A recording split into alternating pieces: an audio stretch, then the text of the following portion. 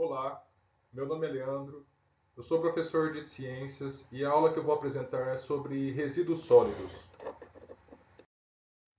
Bom, essa figura que estamos observando representa um lixão.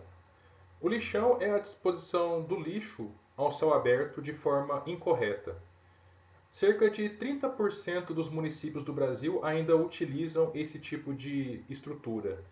E onde está o erro nesse tipo de situação? Vários erros. Eu vou destacar alguns aqui. Inicialmente, esse tipo de situação pode ser um, um motivo de atração de alguns animais que podem provocar danos aos seres humanos, como por exemplo escorpiões, baratas, ratos, moscas, formigas, urubus. Bom, além disso, as pessoas que podem eventualmente viver nas regiões vizinhas do lixão, elas podem, passando pela região, se contaminarem, se ferirem por objetos e aumenta o risco de contaminação da população.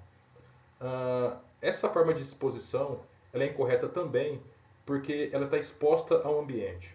O mais adequado, dentre outras possibilidades, é o aterro sanitário, onde o lixo ele é enterrado, ele é disposto abaixo da superfície da terra e entre o lixo e o solo vai uma camada impermeabilizante, ou seja, uma camada de um material plástico que impede que substâncias mal cheirosas, tóxicas que saem do lixão atinjam o lençol freático e o contamine. Bom, agora surge a questão: o que é o lixo? Bom, inicialmente vamos modificar essa terminologia.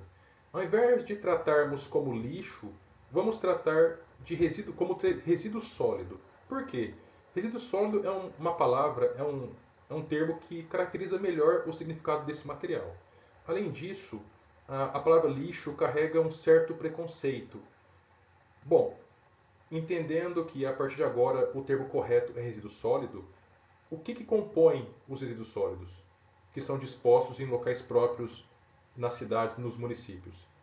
Bom, inclui papéis, papelões, plásticos, metais, objetos não utilizados mais pelos seres humanos, como móveis, eletrônicos, restos de alimentos, vidros quebrados, copos, frascos, recipientes.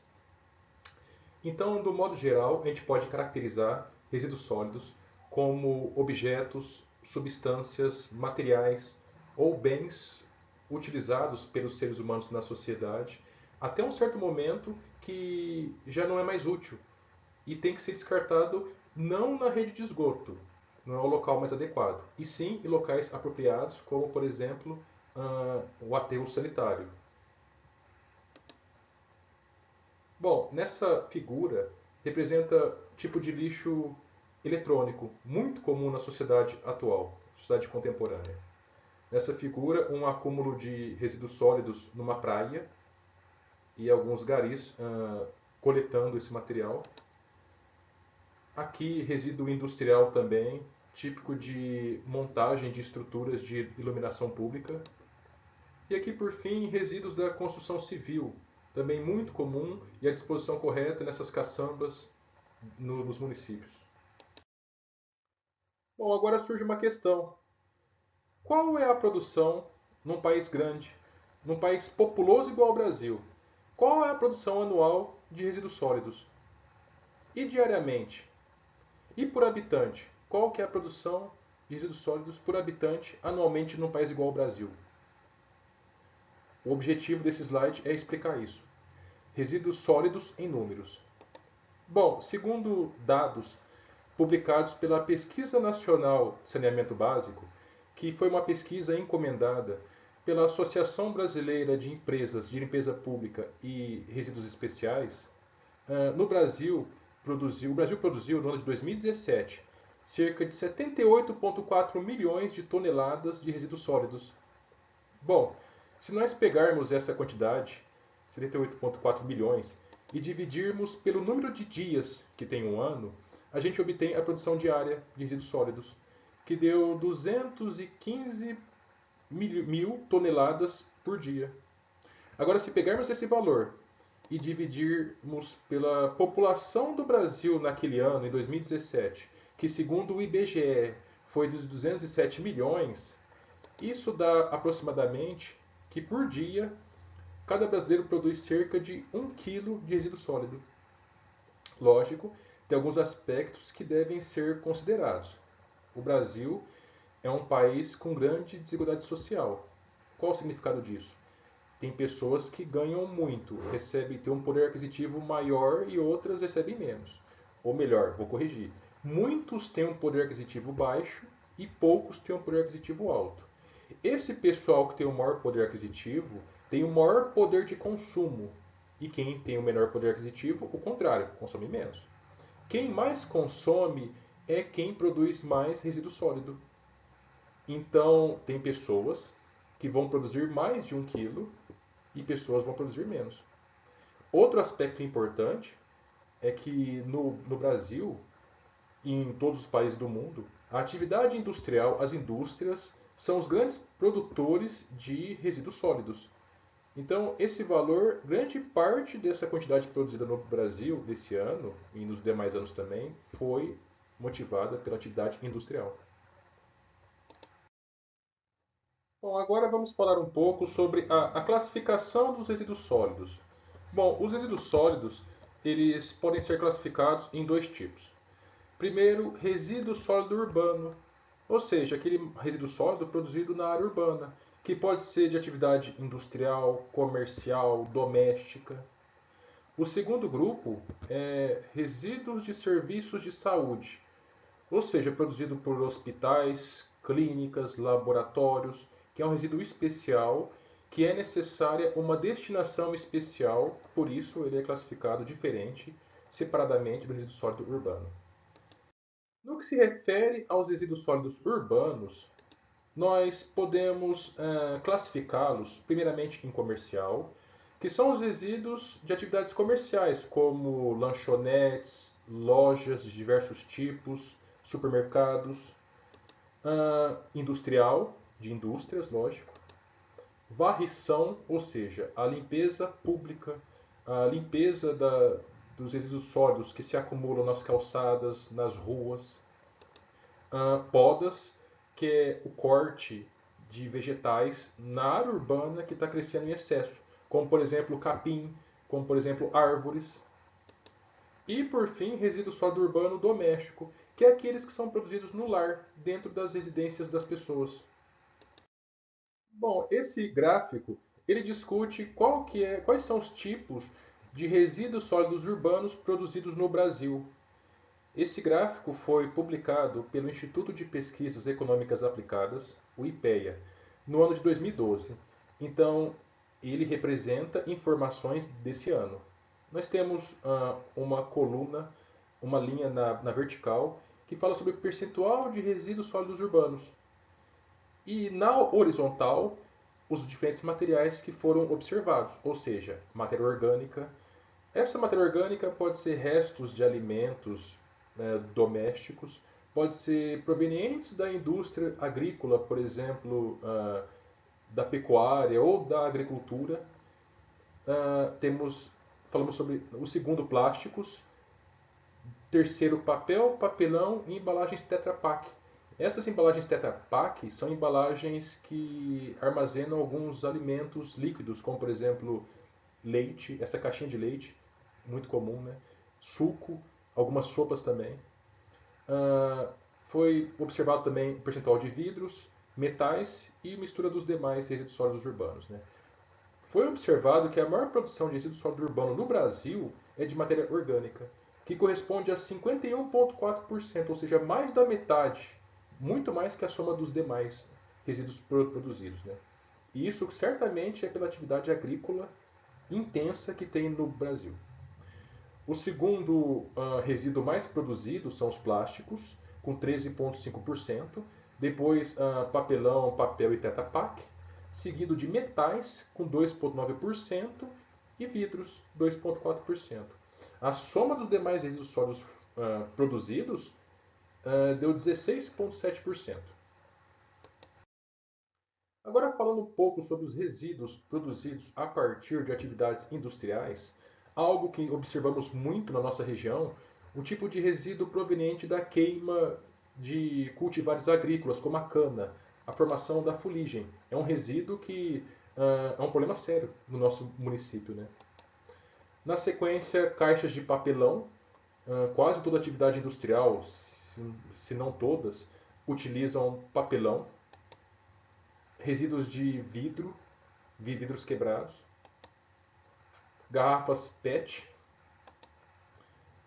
resíduos orgânicos, que, como observamos no slide anterior, é o maior percentual de resíduo produzido no Brasil, e metais também. Bom, já que estamos falando sobre resíduos sólidos industriais, não podemos deixar de falar sobre a mineração, que é o tipo de atividade industrial muito comum no Brasil, muito disseminada em várias regiões, Minas Gerais e Pará principalmente, altamente geradora de resíduos. Como a gente pode observar nessa figura, é uma imagem do solo escavado para poder fazer a extração de algum minério de interesse. Aí não observamos o resíduo sólido. O resíduo ele é acumulado nas barragens, como essa. É uma barragem com lama, que é sólida, e houve, nesses últimos anos, em 2015 e em 2019, dois acidentes em larga escala com essas barragens. Ambas se romperam. Bom, em 2015, que possivelmente foi o maior desastre ambiental brasileiro, houve o rompimento de uma barragem no município de Mariana, no distrito de Bento Rodrigues, e essa barragem espalhou pela cidade, espalhou lama pela cidade, e essa lama atingiu a bacia hidrográfica do Rio Doce e contaminou o rio sem perspectiva para poder baixar a poluição desse rio, porque esse tipo de resíduo é muito rico em metais tóxicos, como cádmio, como chumbo, que em pequenas concentrações já é o suficiente para matar seres humanos. Então percebam que toda uma vida que existia nesse rio foi comprometida. Essa lama, ela percorreu e continua percorrendo esse rio por uma extensão de mais de 500 quilômetros até atingir o Oceano Atlântico. Nessa figura que a gente está observando, é o momento que ele atingiu, chegou no Oceano Atlântico e começou a contaminar essa área de abrangência, de cobertura desse rio. Bom, agora essa figura mostra a bacia hidrográfica do Rio Doce. Toda a extensão percorrida por essa lama até chegar no Oceano Atlântico. A gente observa também que a quantidade de pessoas que vivem nos arredores. Mais de 1 milhão de pessoas dependem diretamente da água desse rio e que por esse desastre foi comprometida a vida desse pessoal. Tanto no que se refere à pesca, quanto à captação de água de abastecimento público, ao funcionamento de usinas hidrelétricas, irrigação, tudo isso foi comprometido. Bom, agora no que se refere aos resíduos sólidos, tanto comerciais como domésticos, eu separei apenas em um slide, porque com certeza em cada atividade comercial, em cada unidade comercial, numa loja, num restaurante, a produção de resíduo sólido é muito maior do que numa residência. No entanto, é o mesmo. A natureza do resíduo sólido é o mesmo. E então os principais resíduos produzidos, tanto para o comércio quanto no meio doméstico, é papel e papelão, tecidos de modo geral, como roupas e couro também, plásticos, do modo geral, como embalagens, como sacolas, vidros, eletroeletrônicos e resíduos orgânicos.